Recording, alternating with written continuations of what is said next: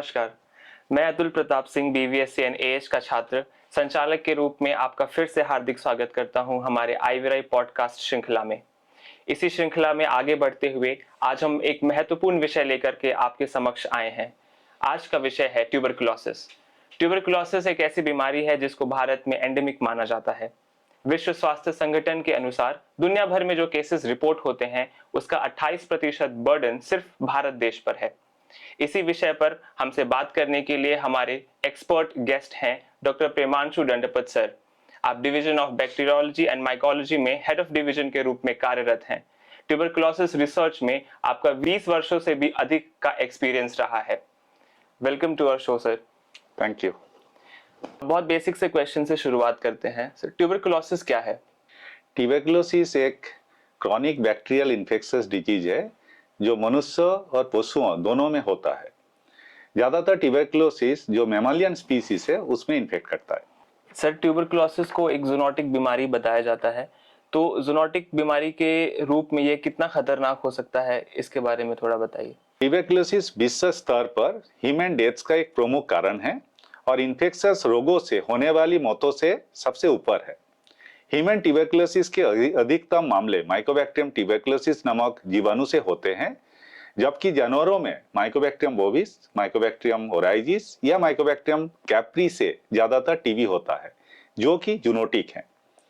ये आमतौर पर अनपास्चराइज्ड दूध और अन्य डेयरी उत्पादों से सेवन से होते हैं। हालांकि ये रोग कच्चे या दूषित मांस से सेवन से भी हो सकता है, लेकिन इसके चांसेस कम होते हैं। इन जीवों का एरोजल ट्रांसमिशन रिपोर्ट किया गया है, जो अफेक्टेड एनिमल्स या एनिमल प्रोडक्ट से लोगों तक पहुंच सकता है और लोगों के बीच भी फैल सकता है। सर, आपने बताया कि टीबी जूनोटिक बीमारी है और जो जानवरों से मनुष्यों में फैल सकती है, चाहे कच्चे दूध से या कच्चे मांस के सेवन से। क्या ऐसा पॉसिबल है कि इंसानों से भी ये बीमारी जानवरों में आ सकती है? बिल्कुल आ सकती है। इसको कहते हैं रिवर्स जूनोसिस। जो पशुओं से ह्यूमन में या मनुष्य में जो आता है उसको जूनोसिस कहते हैं, और मनुष्य से जो पशुओं में जाता है उसको रिवर्स जूनोसिस कहते हैं। जो मैंने पहले बोला, माइकोबैक्टीरियम ट्यूबरकुलोसिस ज्यादातर मनुष्यों में टीबी करता है। ये जब कोई दूसरे एनिमल में फैल जाता है उसको हम रिवर्स जूनोसिस कहते हैं। इंडिया में साउथ इंडिया या नॉर्थ इंडिया में से काफी रिपोर्ट है जो रिवर्स जूनोसिस का। इसके सिवा वाइल्ड एनिमल्स में भी ये रोग फैल सकता है मनुष्य से। टीबी जो डिजीज है, इसका प्रेवलेंस इंडिया में क्या है और ये क्या फार्मर्स को किस तरीके से इकोनॉमिकली अफेक्ट करता है? अभी तक जो प्रिवेलेंस का स्टडी हुआ है इंडिया में 2018 में, एक पेपर में उन्होंने मेटा एनालिसिस किया। उसमें ये बोला गया है हमारा कंट्री में करीब 2 करोड़ से ज्यादा कैटल टीबी से अफेक्टेड हैं, जो कि टोटल कैटल पॉपुलेशन का 7.3% है। लेकिन बाकी एनिमल जैसे बाफेलो, सीप, गोट, पिग में इसका अभी तक प्रिवेलेंस का कोई स्टडी नहीं हुआ है। इकोनॉमिक एनालिसिस के बारे में जो ऐसा कोई स्टडी नहीं है, लेकिन ये जो क्रॉनिक डिजीज है इसके लिए दूध या मांस जो भी है इसका प्रोडक्शन काफी लॉस होता है। मैंने पहले भी बताया था ये क्रॉनिक डिजीज है, तो ये डेबिलिटेट करता है एनिमल का, टोटल प्रोडक्शन इसमें बहुत ज्यादा कम हो जाता है। सर, 2 करोड़ जानवर इससे अफेक्टेड हैं, ये बहुत ही बड़ी संख्या है और इसकी सिवियरिटी को हम अक्सर नेग्लेक्ट कर देते हैं या उतनी बात नहीं करते जितनी करनी चाहिए। Sir, my next question is कि अगर कोई जानवर ट्यूबरकुलोसिस से अफेक्टेड है तो उसमें किस तरीके के सिम्टम्स देखने को मिलेंगे? ट्यूबरकुलोसिस कॉमनली क्रॉनिक बीमारी है और इन्फेक्शन के कोई महीना या वर्षों बाद इसके क्लिनिकल सिम्टम्स दिखाई दे सकते हैं। कभी कभी इन्फेक्टेड जानवर लंबे समय तक कोई साइन नहीं दिखते हैं और कई वर्षों बाद रिएक्टिव हो सकते हैं। कैटल में सबसे अधिक देखे जाने वाले क्लिनिकल लक्षणों में वजन घटने, कमजोरी, भूख न लगना, हल्का बढ़ा हुआ या उतार चढ़ाव वाला शरीर का टेम्परेचर, सांसों और लिम्फ नोड की स्वेलिंग शामिल है। सर, टीबी में जो जूनोटिकली ट्रांसमिटेड टीबी है और जो animal to animal transmitted TB है या human to human transmitted TB है, इन दोनों तरीके के टीबी में कोई क्लिनिकल मैनिफेस्टेशन के रूप में कोई डिफरेंसेस होते हैं या ये सिमिलर पैटर्न के डिजीज होते हैं? देखिए, जो ह्यूमन में टीबी होता है, ह्यूमन टू ह्यूमन जो टीबी ट्रांसमिट होता है वो नॉर्मली पल्मोनरी ट्यूबरकुलोसिस है जो लंग में इन्फेक्ट करता है। पशुओं में भी जो पशु के बीच में जो ट्रांसमिट होता है वो भी लंग में ज्यादातर इन्फेक्ट करते हैं, उसको पल्मोनरी टीबी कहा जाता है। लेकिन जो जूनोटिक टीबी है, जो एनिमल से ह्यूमन में आता है, वो ज्यादातर एक्स्ट्रा पल्मोनरी होता है। पल्मोनरी होता भी है लेकिन ज्यादातर एक्स्ट्रा पल्मोनरी होता है। जैसे ट्यूबरकुलर मेनिंजाइटिस किसी बोन में इन्फेक्ट कर सकता है, कोई भी ऑर्गन में इन्फेक्ट कर सकता है, और इसका डायग्नोसिस करना भी काफी प्रॉब्लमेटिक है।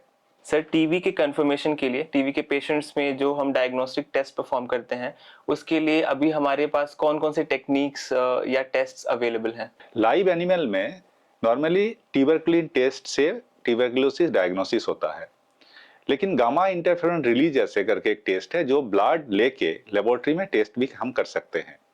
रेडियोलॉजिकल जो टेस्ट है वो छोटे एनिमल जैसे कुत्ते या बिल्ली में भी कर सकते हैं। हमारे संस्थान का आईवीआरआई का ट्यूबरकुलोसिस के लिए कोई डायग्नोस्टिक टेस्ट डेवलप करने में कितना कंट्रीब्यूशन है? जो मैंने आपको बोला ट्यूबरकुलिन टेस्ट, ये test bovine purified protein derivative से होता है। वो एक ट्यूबरकुलस बैक्टीरिया का निर्जात से बनता है। वो पूरा भारत में आईवीआरआई से ही प्रोडक्शन होता है, जो पूरा भारत का हर राज्य में सप्लाई होता है। सर, ट्यूबरकुलोसिस से अगर कोई जानवर ग्रसित हो जाता है, इफेक्टेड हो जाता है, तो डायग्नोस्टिक्स के बाद, कंफर्मेशन के बाद क्या ट्रीटमेंट ऑप्शंस अवेलेबल होते हैं? जो मैंने आपको बोला ट्यूबरकुलोसिस बेसिकली मनुष्य हो या एनिमल, दोनों में सेम ही बीमारी है, तो ट्रीटमेंट हम दोनों में कर सकते हैं, लेकिन एनिमल में ट्रीटमेंट रिकमेंडेड नहीं है। दो कारण है इसका। एक है इसका बहुत लेंथी ट्रीटमेंट होता है, 6 महीना या साल भर चल सकता है, तो इसका जो कॉस्ट आएगा वो एनिमल के कॉस्ट से बहुगुना ज्यादा होगा। दूसरा है हम एनिमल में ट्रीटमेंट चालू करेंगे तो काफी जो मल्टी ड्रग रेजिस्टेंट या एक्सट्रीमली ड्रग रेजिस्टेंट, जिसको शॉर्ट फॉर्म में एमडीआर एक्सडीआर कहते हैं, इस टाइप का टीबी का जीवाणु का ज्यादा एग्जिस्टेंस आ जाएगा, जो फिर ह्यूमन में ट्रांसमिट हो सकता है। सर, आपने बताया कि जानवरों में ट्रीटमेंट ऑप्शंस हमारे पास बहुत लिमिटेड हैं ड्यू टू रीजंस जो भी आपने स्टेट किए। तो सर, इस डिजीज को कंट्रोल करने के लिए क्या मेजर्स ले जाने चाहिए? देखिए, डिजीज जो बाहर का कंट्री, यूरोपियन या अमेरिकन कंट्रीज में जो कंट्रोल हुआ है, वो कंट्री में टेस्ट एंड स्लॉटर पॉलिसी उन्होंने अडॉप्ट किए हैं। हमारा कंट्री में test and slaughter policy adopt करना मुश्किल है, ऑलमोस्ट नामुमकिन है। तो हमारा कंट्री में जो फार्म लेवल में अभी कंट्रोल प्रोग्राम चलता है, उसमें टेस्ट एंड क्वारंटाइन पॉलिसी से चलता है। लेकिन अभी फिलहाल जैसे आदमियों के लिए बीसीजी वैक्सीन है टीबी का प्रिवेंशन के लिए, जानवरों में भी इसके ऊपर काफी रिसर्च चल रहा है। तो वो वैक्सीन जब डेवलप हो जाएगा हमारा कंट्री में, वो सबसे अच्छा होगा, जिसको लेके हमारा कंट्री में इतना ज्यादा जहाँ पे टीबी का लोड है उसमें हम कंट्रोल कर सकते हैं। सर, आपका ट्यूबरकुलोसिस के ऊपर इतना एक्सपर्टीज है, आपका 20+ इयर्स से ज़्यादा का एक्सपीरियंस है, आपको क्या लगता है मेन चैलेंजेस क्या है सर ट्यूबरकुलोसिस को कंट्रोल करने में? देखिए, डायग्नोसिस जितना अर्ली होगा टीबी कंट्रोल करना उतना आसान है, क्योंकि ये डायग्नोसिस नहीं हुआ तो काफी एनिमल में वो फैल सकता है। और मैंने जो पहले बताया था, वैक्सीन हमारा जो अभी रिसर्च चल रहा है वो आने के बाद एनिमल में इसका कंट्रोल करना बहुत आसान रहेगा। लेकिन एक बात है, आपको पता है, जो ह्यूमन टीबी इरेडिकेशन प्रोग्राम चल रहा है, खाली इंडिया में नहीं ग्लोबली, तो ह्यूमन में टीबी कंट्रोल होने के बाद जानवरों में कंट्रोल नहीं हुआ, फिर जानवरों से ह्यूमन में जा सकता है।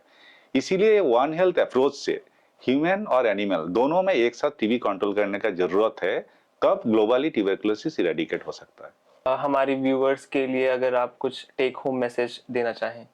देखिए, जो जानवरों से टीबी ह्यूमन में ट्रांसमिट होता है वो पहले ज्यादातर कच्चा दूध पीने से होता था। जब से पास्चुराइज्ड मिल्क चालू हुआ तब से ये ट्रांसमिशन बहुत कम हो चुका है। तब भी हम कच्चा दूध कहीं कहीं पे पी जाते हैं, तो मेरा ये सजेशन है कभी भी कच्चा दूध ना पिए, उसको उबलते हुए पिए। दूसरा है, कोई भी मीट उसको सही ढंग से पका के खाना चाहिए, कोई कच्चा मीट ना खाएं।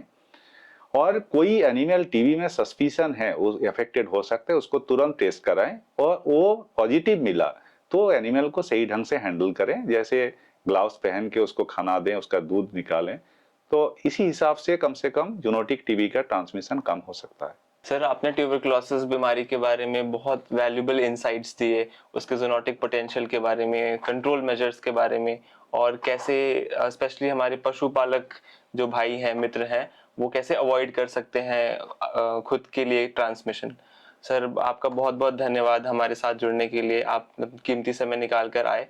और मैं आशा करता हूं कि हमारे व्यूअर्स को कुछ नया सीखने को मिला होगा और इसी श्रृंखला में हम आपसे मिलेंगे अगली बार। धन्यवाद।